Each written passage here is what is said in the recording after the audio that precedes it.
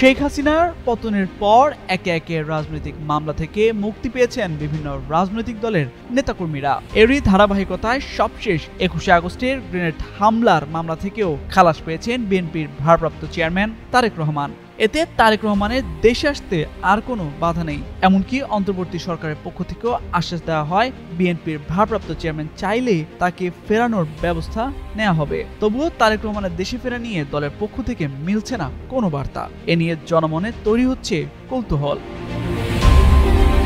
এ বিষয়ে বিএনপির শীর্ষস্থানীয় নেতাদের কাছে এখনো সুনির্দিষ্ট কোনো জবাব মেলেনি। তারপরও কয়েক মাস ধরে বেশ জোরে সোরে আলোচনা চলছে তারেক শিগগিরই দেশে ফিরছেন। তবে দলের দায়িত্বশীল কয়েকজন নেতা এবং দেশে বিদেশে তারেক রহমানের ঘনিষ্ঠ একাধিক সূত্রের দেয়া তথ্য অনুযায়ী আগামী নভেম্বরের শুরুতেই তারেক রহমানের দেশে ফেরার সম্ভাবনা রয়েছে, যদিও বিষয়টি এখনো চূড়ান্ত হয়নি।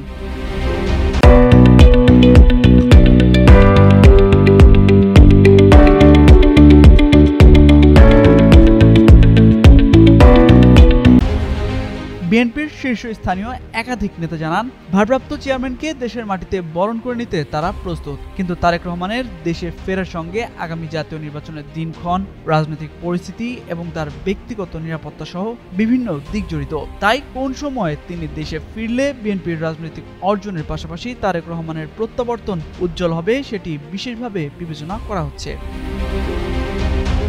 এ বিষয়ে জানতে চাইলে বিএনপির মহাসচিব মির্জা ফখরুল ইসলাম আলমগীর গণমাধ্যমকে জানান, ভারপ্রাপ্ত চেয়ারম্যান তারেক রহমানের কিছু লিগ্যাল সমস্যা ছিল, সেগুলো নিষ্পত্তি হয়েছে, তিনি শিগগিরই দেশে ফিরবেন বলে বিশ্বাস করেন তিনি। শনিবার এমন তথ্য দিয়ে একটি প্রতিবেদন প্রকাশ করে দৈনিক কালবেলা পত্রিকা।